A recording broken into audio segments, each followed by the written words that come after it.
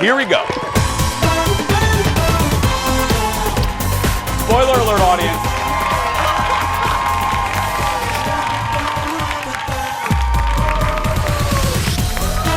Hi! I haven't seen them yet. Hi, everybody. Hello, sweetheart. Oh, very tepid today. Very tepid today. Say hello to Monday. Woo! Okay. Have a seat, everybody. Have a seat. Welcome to the show. It is Monday. It's funny. Erin Schwaberini is not here. She is not feeling well, so we want to send love to Erin Schwab, who normally handles the audience. So, Schwabi, if you're watching at home, we hope you're feeling better. Audience, give it up for my good friend. She's right over there. It's Miss Kendall, everybody. Hi. Hi, Kendall. Hi. How you doing? I'm good.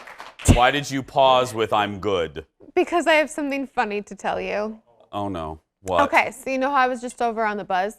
Yeah, you were just on The Buzz, which if you're watching this later in another market, The Buzz is the show right before us, yeah. Yeah, so you know sometimes your words, like your brain works, but the word doesn't come the way that you want it to? Daily, yeah. All the time. Yeah. So I'm interviewing this very small celebrity named Jada Pinkett Smith. Yeah, very small. All known forever. Yeah. And in the outro, I'm like, all right, Jada Pinkett Smith, thank you. So I was like, oh my God, I just said Jada Pinkett Smith. Oh, you said Pickett? I forgot the N. It's just like my mouth didn't work. It's all right. She's never coming back. I'm going to pretend it was Keith Marler that interviewed her. No, so do you want me to make you feel better? Yes, I please. called Ben Affleck Matt Damon one time. You did not! Yeah, I did. Yes! Thank you, audience. Thank you. Yeah, I did. I mean, if you're going to mix up a pair. Yeah.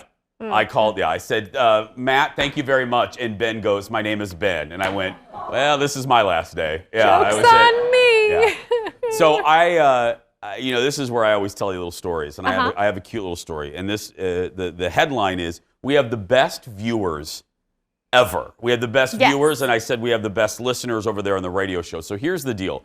You guys, if you watched on Friday, you know that I told you about a little cocktail purchase that I made at Walt Disney World. And when I say little purchase, I mean a very large purchase. I bought, people know I'm a Star Wars fan. I'm a big nerd. I don't really collect a lot of things, but I collect Disney stuff and Star Wars stuff. So while I was at Disney World a couple weeks ago, I had a cocktail or two, and I went into a Star Wars store, and I bought a life-size Darth Vader bust. Yes. Now, yeah, so Leo, roll it. Let's show the audience what it looks like. So it was delivered to my house. Oh my gosh. This is it. That's sitting on my counter. It pulls away in a second, and you'll see look how big that is. So that's sitting on my counter, so you get a sense of how big that is. Okay, so it gets delivered to my home, and I unwrap it. And again, it's basically my head and my shoulders. That's how big it is. And I noticed, see right there above his eyes, kind of the lip of the mask? Okay. I noticed there was like a stain. Well, he was shipped in styrofoam. Well, they didn't pack him right, so the mask was leaning against the styrofoam, so his mask picked up the pattern of the styrofoam and kind of stained this thing. So I was freaking out because y'all don't even want to know how much I spent on this thing. I said it on Friday. It's embarrassing. But anyway, so I got on the radio, and then I said, I can't believe I'm going to ask this. Does anybody know how to get a styrofoam stain out of like, what would you call that? Acrylic. It's shiny. What would you call the material on his helmet? I didn't know. want to ruin the varnish. Right. This guy calls in named Jeremy. And we took the call in the air, and I go, hello? And he goes, hi, I'm Jeremy. I know what will do this. I'll know what will take off that stain but not remove the lacquer. He said denatured alcohol. And I thought, who? Thank you. I had never heard of denatured alcohol. So I was home alone. I was Macaulay Culkin at this weekend. I was home alone. So I stumbled into a Home Depot. I never really go there a lot. So I asked the woman. Really? Her name was Shocking. Liz. I go, hello, Liz. Where's your denatured alcohol section? And she had to call another person because Liz didn't know what denatured alcohol is. So they finally, 3 correspondents later, I got to the denatured. It's basically fuel. So I got home and I pulled out Darth Vader and I tested it kind of on his rear because I could hide that. So I tested a little thing and I'm like, okay, nothing's happening. I finally did it carefully on the rim. It worked. What? Yes. See, natured alcohol. So I'm here to tell you, to viewer Jeremy, I love you. Thank you for saving me the trouble of packing up that darn thing. I wouldn't know how do you pack up a head? You know what I mean? I don't know. It's like that could kill you too. Don't Google that, by the way, everybody. You'll get kids. Don't Google how do you pack up a head because someone may knock on your door. You know what I mean? So, but how nice? How did he know that? I don't know. I was just wondering that. I'm like, the only alcohol I've heard of is like rubbing alcohol and vodka. Yeah. You know, like. I have plenty of both of those in my house, but I had to go to the Home Depot for that. So, Jeremy, thank you. And if y'all ever have a stain caused by styrofoam, come to my house because I have a vat now of denatured alcohol that I'll never use in my life. Let's get started, everybody. It's time for the hot dish. Here we go. I sincerely don't know what I'm ever going to do with this. I don't know what you're going to do either. I'll give it to an audience member or something. Yeah. First up, here's the deal. After all of these years, we know SNL can be hit or miss each week. This week, it was mostly a hit, mainly because of this. David Harbour was the host, and there is one sketch that people, our editor Rob, everyone's talking about, and it is a takeoff of the Joker. Look at this. If everyone calls you trash, and everyone treats you like trash, why don't you just become trash? Variety asks, did we need a dark take on Oscar the Grouch? No, says the New York Times. The beloved residents of Sesame Street like you've never seen them before. You want to see this big bird dance? 1, 2, 3. 3 pills for me. Elmo innocent! Elmo didn't sell no crack! You only arrest Elmo because Elmo Mexican.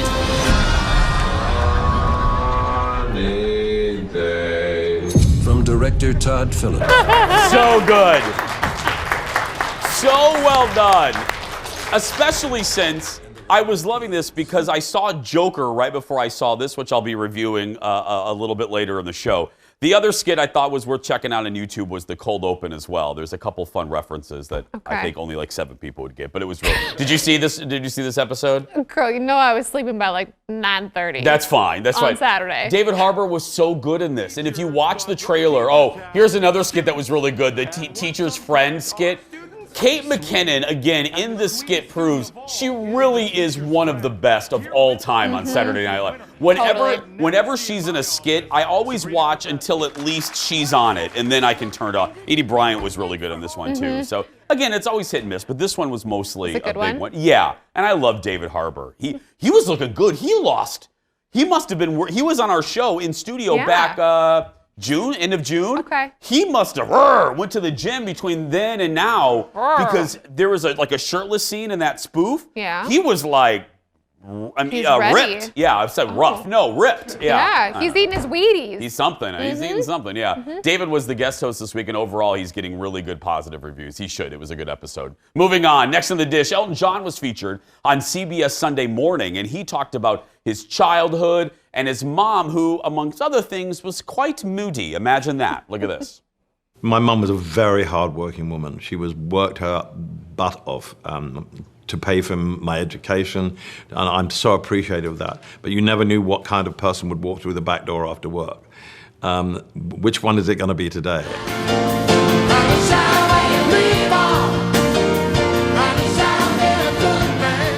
Elton says no matter how successful he became, he could never please her. And for a number of years, they stopped speaking. She never liked David. She never liked anybody. She never asked to see the children. Never asked to see her grandchildren? No. But I'm glad they didn't meet her because she would have criticized them. Like she criticized me. She couldn't help herself. She's a sociopath. Still, before she died in December don't 2007, beat around the bush there, Elton. Anyway, he says the two eventually reconciled as best they could. Elton's new autobiography, Me, hits bookstores tomorrow. You know what I find fascinating? There's a lot of famous people like Elton who have had some sort of fractured relationship with one or both parents, especially one mother that criticizes. I was thinking of Johnny Carson. Johnny Carson's mother never complimented him. He won, I forgot what it was. He won some big, huge award. And Johnny called his mom and said, Mom, they're giving me this, the governor's award or something. And he goes, they're giving me this award.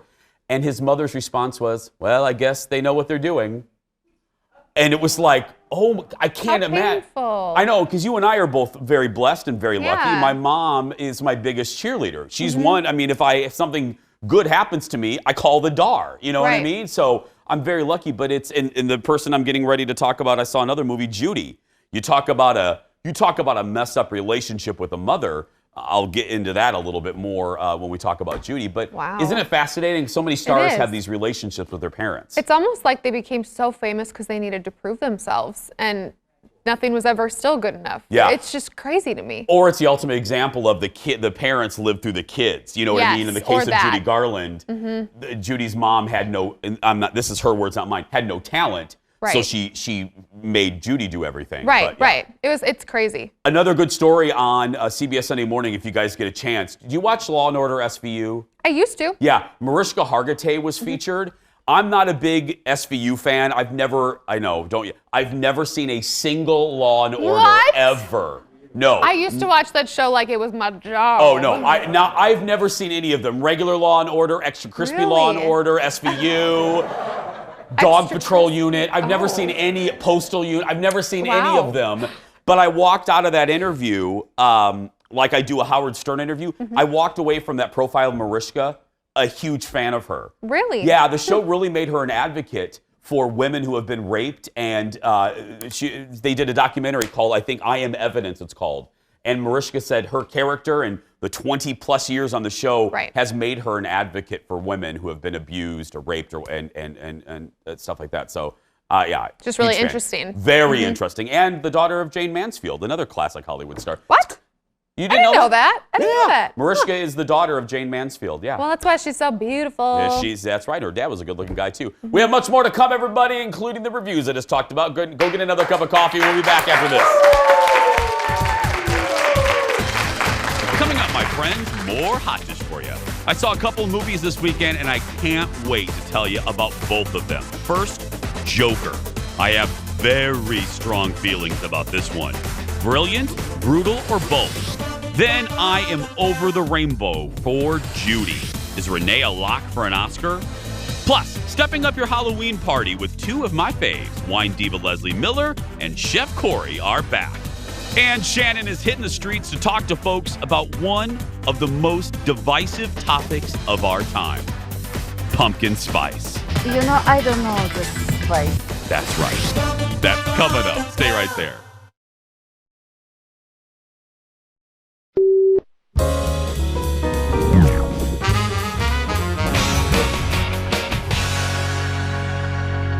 I'd like to talk about the weather, and I mean all of it. The hots, the wets, the whooshes, the burrs, and of course, the flashy, flashy boom booms. Predicting the weather accurately is a multi-billion-dollar industry that can affect businesses and literally save lives. So there is a lot of pressure on weather forecasters, which might explain why they sometimes snap. I want you guys to say, wow, that's great news. It's going to be 60 on Friday. Well, I mean, what do you want me to do? Lie to you? I'll put 70 every day next time. Here's some wind, here's some temperature, 20s. Feels like 19, or it feels like 70, I don't know. 47, partly cloudy, southwest breeze 10 to 15. Here's a 60, I don't know if that's good enough for you guys. Get excited, maybe I'll disappoint you with the 7-day here in a few minutes. Wow!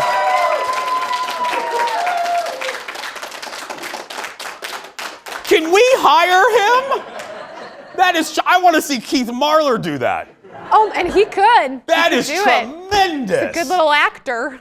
Well, it is one of those things, though. By the way, it's John Oliver talking about weather. That story that he did, that is really interesting, talking about the National Weather Service, and watch the story. Anyway, interesting aside. Funny, though, it is interesting how weather people, I do feel bad for meteorologists, because think about it. We all jokingly or non-jokingly blame them. Keith, if Keith Marler goes into Target, some woman screaming, "Thanks for the weather." You know what I mean? It's like, it's not their fault. They're just reporting on it. I know. Well, and I sit by Keith all morning for the morning show because traffic is by the weather station. Yeah. And he is seriously, literally on his computer doing math all morning long. So it's not this like easy, somebody just sends it to you job. No.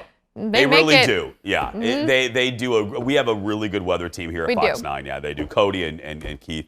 Well, on Mondays we get a special serving of hot dish all the way from Hollywood. Ladies and gentlemen, please give it up for Charles from TMZ. Hi, Charles. Hey, Jason. I don't know what you guys were talking about weather. Yeah. I don't know what that is. We don't have that here. Whatever. It's gonna be 70 something. Do you want the Minnesotans round. to boo you, Charlie? I mean, come on, Charles. Do you want them to boo you? Come on. Because what is it? No, I feel your pain. I do. Because what is it right now, Charles? What's the temperature? What, 72 right now? I have no idea, but I would guess, without even looking at anything, I guess it's about 73 to 77. Great, there, great. It's been a little warm lately. Thank you, audience. First up, Kanye visited D.C., had a busy weekend. What did he do? Yeah, he's continuing to tease people about the release of this new album. He had his Sunday service at Howard University. It was homecoming weekend there, and nobody knew this was a surprise. I think they announced it a couple hours before he went on, and had a very rousing Sunday service. Told the crowd that he is now a converted Christian. He said that he got about 4 months into doing these Sunday service shows, and then he had an epiphany, and he is now a converted Christian. Got a lot of applause for that. He did make another odd comment about slavery. Said something like, the next time they throw the slave nets, we should all not stand in the same place. That got the crowd a little like, wait a second, what? Here we go again. Yeah. But overall, at the end of the weekend, everyone was happy to hear. He played some of the album. He says that it's coming out next month, or actually the end of this month on October 25th. But I don't know. It's been about a year that we've been hearing about the album coming out. So we'll see if it actually does come out on October 25th. Next up, I hear Madonna might be back in the dating game. What is she on Tinder or what is she? That's a very funny concept, Madonna on Tinder. I know. Maybe she is, who knows? But no, she wrapped up her Madam X tour in New York over the weekend, and afterwards she was seen leaving the arena with one of her dancers, a 25-year-old named Malik Williams. Malik has been, was the choreographer for one of her music videos, and has been seen out and about with her in New York over the last couple of months, so people are thinking that there's a chance that they are an actual item, but that would be quite an age disparity. But, it's Madonna, so it doesn't really, all the numbers go out the window. It wouldn't really matter. Finally, are the rumors true? I can't believe I'm going to ask this. Is the Pope a New Orleans Saints fan? Of course he is. What other team would he root for?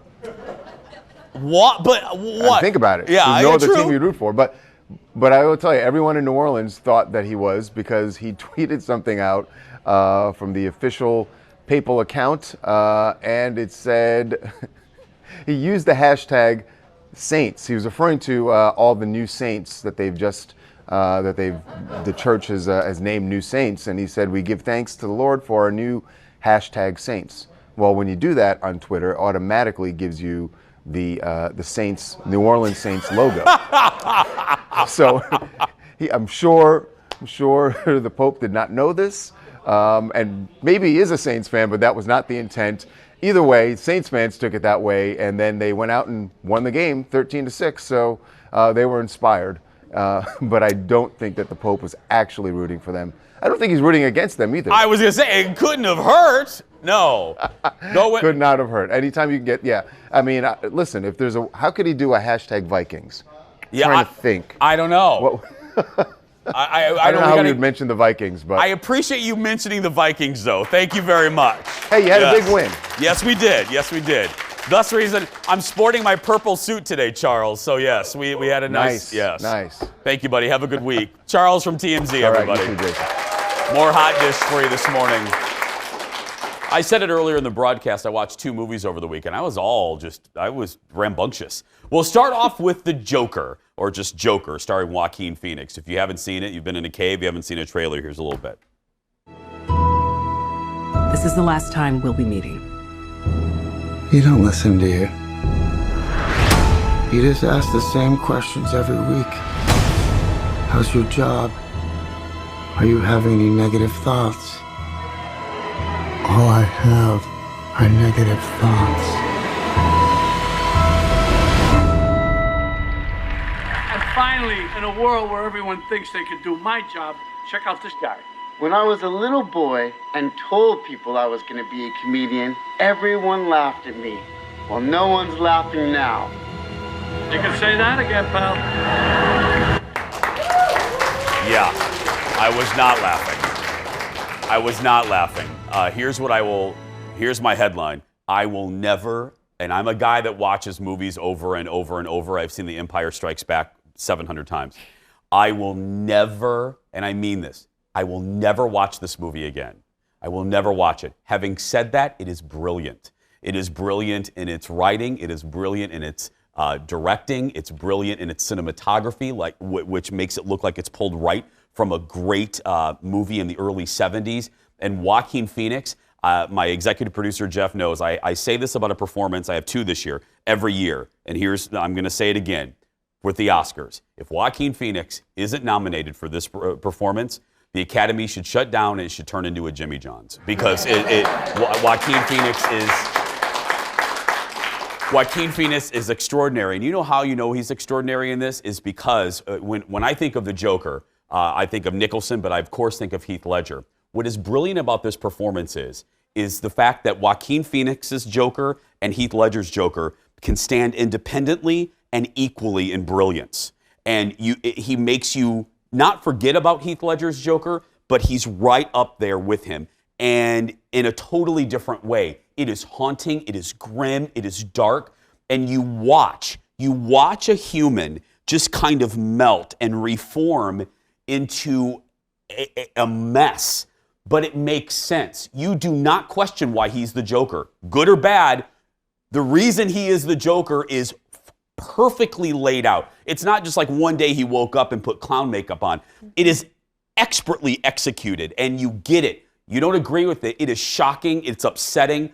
I'm not joking. It's been a long time since I walked out of a movie. I was depressed, because usually when you walk out of a cinema, you go back into a world that's not reflective of the movie you just watched. Sadly and interesting, the themes in this movie are being dealt with today. So you don't have that escape that you normally do when the lights come up. Moving on. So by the way, go see Joker for its brilliance, but get ready to watch like Peter Pan afterwards. Next up, I saw Judy. Judy starring Renee Zellweger as the legend herself. Again, if you haven't seen anything, here's a little clip. What? Room service. I didn't order anything. It's the first sleep I've gotten in weeks, and you woke me up. There's a man under the trolley. What? Hey, baby. Surprise! Mickey! What are you doing here? I can't believe it!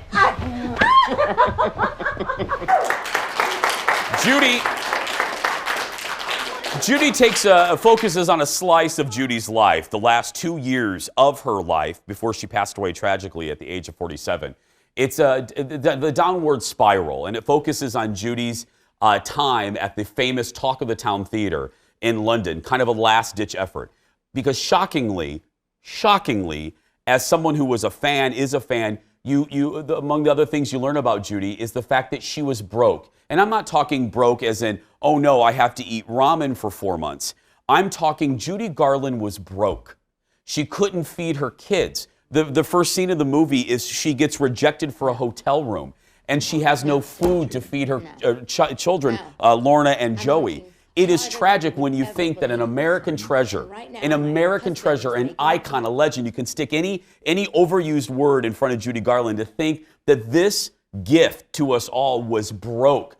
And broke not because of necessarily her own doing, broke because she was tied to gross, disgusting men who took advantage of her. Her manager in the early 60s signed a deal with CBS for the Judy Garland show where Judy was supposed to make millions of dollars. She made nothing. Not only did she not make like $100, Judy Garland made nothing from any of those shows. Can you imagine that? She wasn't paid a single dime from that.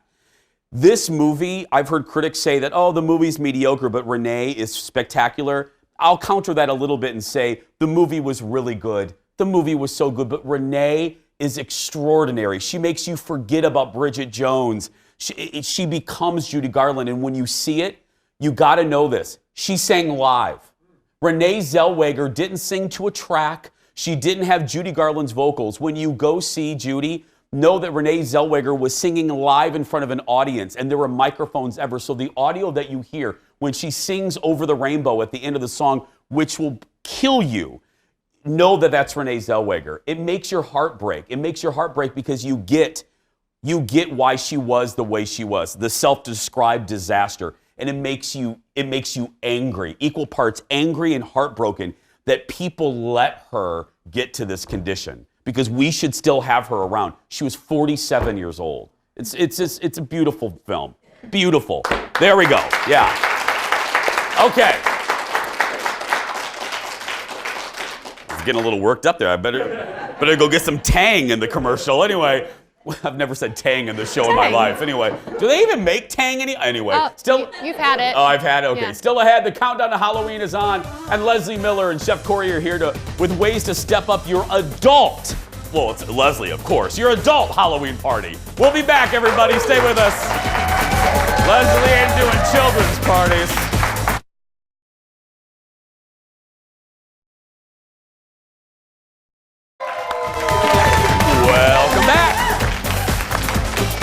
Welcome back, everybody. Halloween is often thought of as a holiday for kids, but adults can get in on the fun too. Yes, here to help us with our grown-up Halloween parties. Give it up for wine diva Leslie Miller from Amuse Wine and Chef Corey Meyer from Create Catering, everybody. Welcome back, you two. Thank you. I know someone said, is this about kids' parties? I go, have you met these two? No. Yeah, I know. So what are we doing? Well, we're making kind of some adult spooky Halloween treats. Okay. They might be a little bit boozy, but then also different wines that you can pair to maybe some Halloween candy, and then obviously everything that we have on the board. Where are we starting? We're gonna start over on this side. Ooh, yes, right. Corey.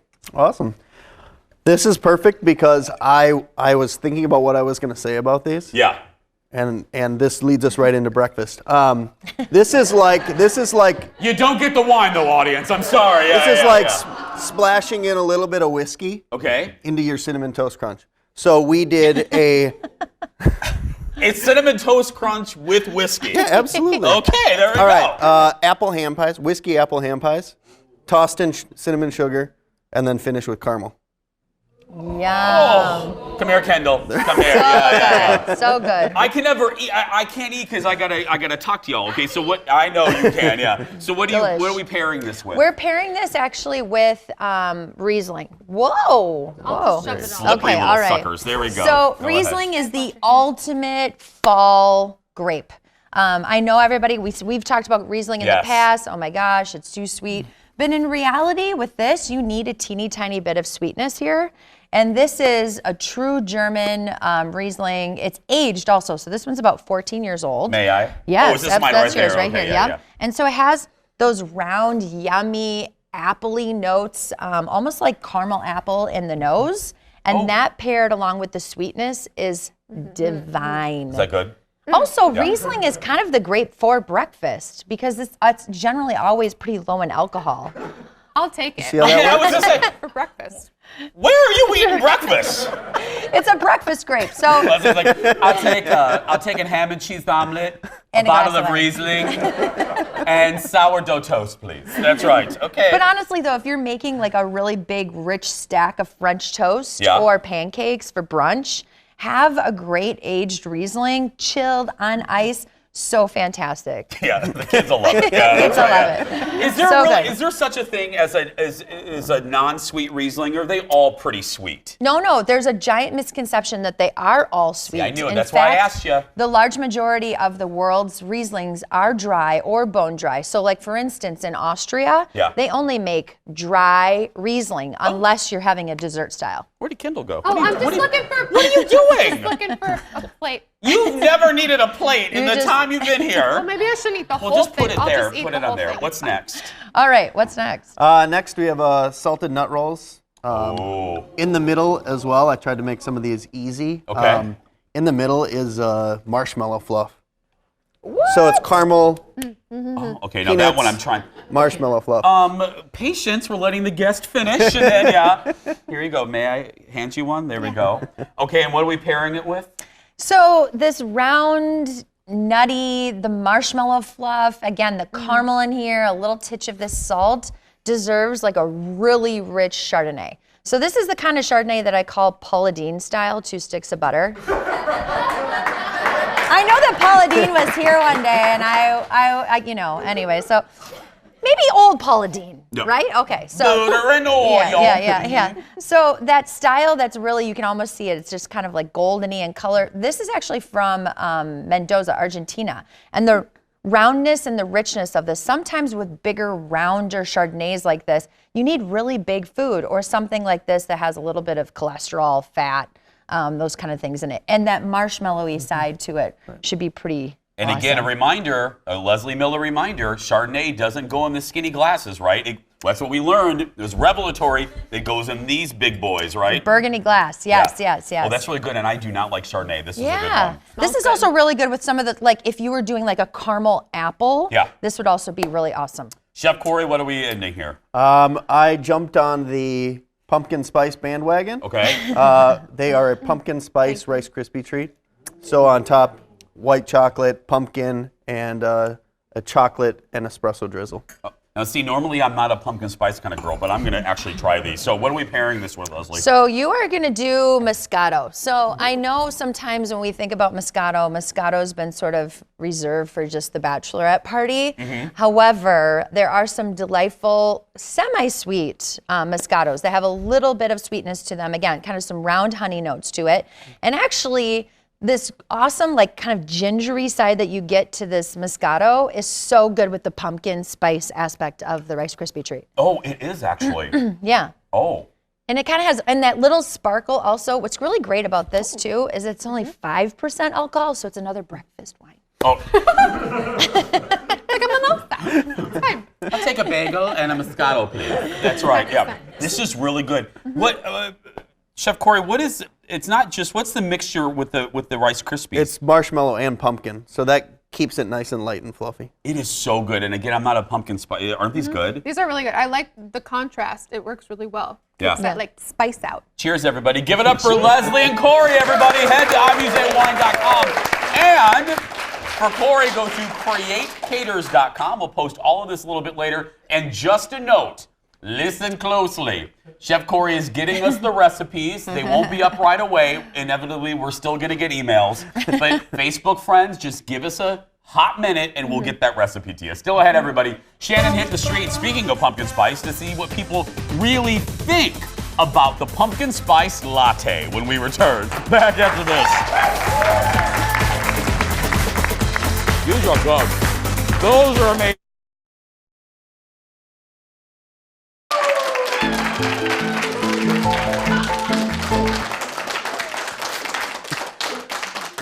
I gotta tell you what just occurred. So here are my friends, and we're getting ready to talk about Halloween candy. And I go, hey everybody, anybody give anything weird away? And I thought the woman right there, my friend, I thought she goes, yeah, I got a pack of cigarettes one time, a box of cigarettes. Well, she actually said not a box of cigarettes, a full box of cereal. A full box of, now that's a good house though. That is a good house. Love your earrings too, by the way. Okay, welcome back. Just over 2 weeks to go until Halloween. I can't believe that. And once again, here we go. The Reese's Peanut Butter Cup is the top candy in America. A new poll finds 36% of people rank the Peanut Butter Cup as their top Halloween candy. And I personally love it. I'm just saying I don't care what you give away as long as you don't give away, and I'm purposely saying this. If you listen to the radio show, Colleen Lindstrom on My Talk 107.1 gets grief every single year because she gives away things like pencils and dental floss and toothpaste, packs of cigarettes. I mean, you know what I mean? I got to tell you, if there is that house in my neighborhood, I would go look. I love that you're trying to be nice, but on Halloween, on Trick or Treat, we want the candy people. We want the Reese's. We want the Goobers. We do not want Tootsie Rolls. Do you guys like the Tootsie Rolls? No, okay, yeah. And we do not want candy corn. I'm just going to say, I'm going to speak for America. We do. Oh, you like candy corn, Kendall? Ugh, anyway. Now watch, we're going to get emails about people like, I don't like candy corn. Still ahead, everybody. Speaking of treats, we're talking about the PSL with Shannon. She hits the streets to talk of this very divisive topic when we return. Back after this, everybody. Stay with us. Woo! I do not like the candy corn. Welcome back. Welcome back. Well, keeping with our Halloween theme, go to any coffee shop, candy store, grocery store, and you see it. Pumpkin spice flavoring in everything. I literally saw pumpkin spice paper towel a couple days ago that was scented like pumpkin spice. So how do people really feel about pumpkin spice? Our buddy Shannon Paul decided to hit the streets and find out. Look at this. The leaves are turning, it's chilling off a little bit, and of course, pumpkin spice is now flowing fully into our veins. But we were thinking, we think we could probably tell whether you are pro or con pumpkin spice just by looking at you. So let's do some pumpkin spice profiling, shall we? I would think that if you had a very colorful wardrobe, you would be pro pumpkin spice. Are you for or against pumpkin spice? For. I think she's gonna be pro. Pro. Oh, I could tell. See, high five. I can feel it. I can feel it. I'm thinking the lady with the very spicy looking purse is pro, and then her friend might be against. So that's what I'm thinking. All day out, every time. Pumpkin spice. Okay, and your friend? I'm even. You're even. So some days you're feeling it. Yeah. She sounded very disappointed in that answer. No. I was not trying to cause like a family divide with this question. There's a problem now. All right, you too. Bye. Oh no, I hope they don't argue in the car. I drink pumpkin spice lattes all the time. Okay, what about your dog? My dog doesn't eat pumpkin spice. Okay. Do you like some pumpkin? One day you might like pumpkin spice. It's okay. One day you'll like pumpkin spice. It's all right. Got to think. A pumpkin spice quesadilla. I'm on board with that. I feel like we're branching out. What wouldn't you have it on? Herring. Herring. No, I wouldn't have it on herring. What is pumpkin spice? Okay, that's a good answer. I mean, I don't. You know, I don't know the spice. Oh, okay. You are not familiar with it. That is okay. I don't think there's any pumpkin actually in pumpkin spice. I think there is. It does have a hint of pumpkin. Have you looked at the ingredient list on pumpkin spice? That's what gives it the pumpkin in the name. There has to be a hint of pumpkin in the pumpkin spice. There is pumpkin. Yes, there is. There's special pumpkin dust-ish type flavor to it. It tastes, kind of like a gourd taste to it, like when you have a squash. There's that very squash-ish type taste to it, but a pumpkin-ish type squash. Does it taste pumpkin-y to you? You know, I haven't tried for a while. Okay. Do you think so? You don't think it tastes pumpkin? You think it's just spices that taste good on pumpkin? You don't think there's any pumpkin flavor to it? See, I think there's it. I think there is. All right, see, now we started a whole nother debate. We've been asking people about this for an hour, and now it turns out that we don't even know what the chemical makeup of pumpkin spice is. I have had a pumpkin. I know what pumpkin tastes like. If we actually buy some, then it's gonna say that there's like some dried pumpkin or ground up pumpkin seeds in or something. This is how I'm gonna end up being one of the Fox 9 investigators. This is the story right here. So everything in the store that said pumpkin spice actually had pumpkin in it. So now Eric's still mad, so we're gonna Google it. Just look up if there's pumpkin spice in a pumpkin spice latte. Isn't that what it started at all? Let's see. Pumpkin spice latte. It says a pumpkin spice latte has pumpkin pie spice in it, but it does not.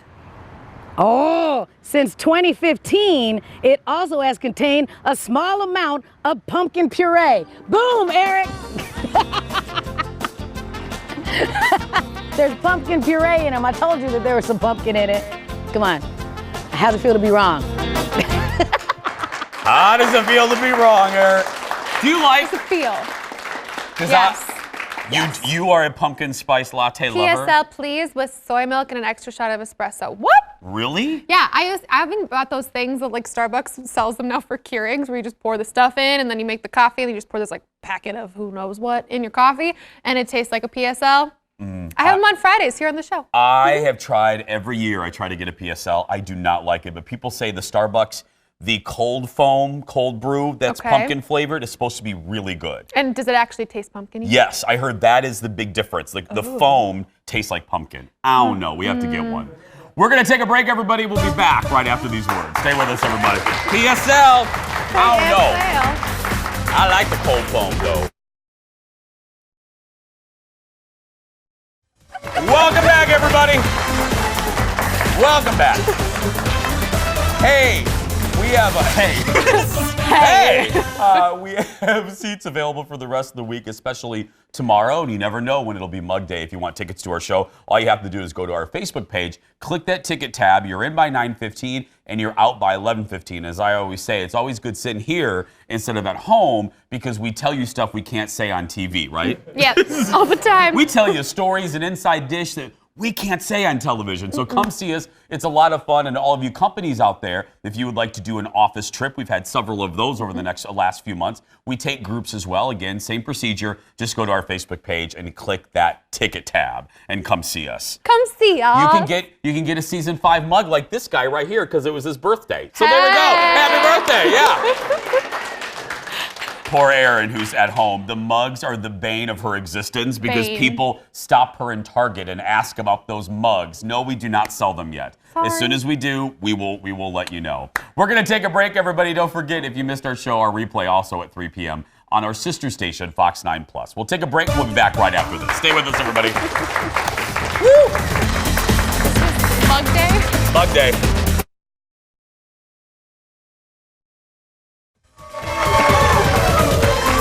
Welcome back.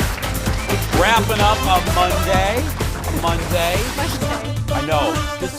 What's wrong? I'm going to start blinking and control me. My allergies are back. I'm sorry. Oh. Don't zoom in on my face. That is the one thing that look, everyone has their thing. I knock on a fake plant. Yeah. I do not have to worry about allergies. I've never had allergies. God bless you. Yeah, I know. Thank you, audiences. I know. It's the one thing. It's like, I didn't put my eye drops in this morning and I am suffering. No, I'm sorry.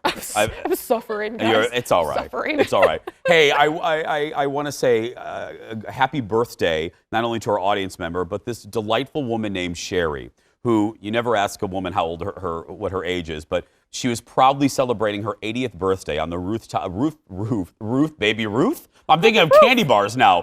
Union Rooftop in Minneapolis during one of the drag brunches. And my buddy Chad, who runs Flip Phone Events, sent this to me. Check her out. This is Sherry. Queen. So listen to this. Sherry didn't leave the tipping to the drag queens. Sherry was collecting tips for charity, everybody. She was dancing. Yeah. She was dancing to Lizzo, celebrating her 80th birthday, collecting dollar bills, not for her birthday, but she was doing it for charity. How sweet is that? That is no wonder she doesn't care if you tell people she's 80. She looks so good. No. And Sherry was supposed to be here. She's going to come here soon with her family, but she had another appointment. But yeah, that is celebrating 80 right there. Uh-huh.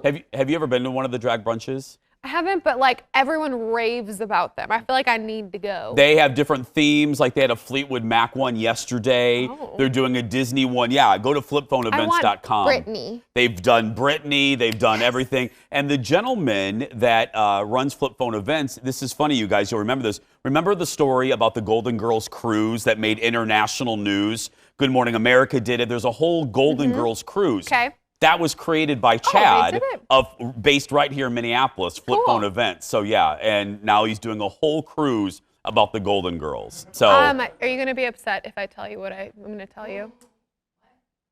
I've never watched an episode of Golden Girls. I know. I see it in your face and in your eyes right now, and I feel like I should just find Okay. work elsewhere because you're going to fire me. What do you mean? Okay, you mean you've never, Not one. No. not a single episode of The Golden Girls? Not a minute. Can you name any of the cast? There's the one blonde, really pretty one, right? Well, wait, is Betty in it? Yeah, there you go, Betty White. Do you notice I'm just letting her hang here? I'm just letting her hang. It's Betty White, B. Arthur, Estelle Getty, Rue McClanahan. Oh, B. Arthur. She's the one everybody talks about, too.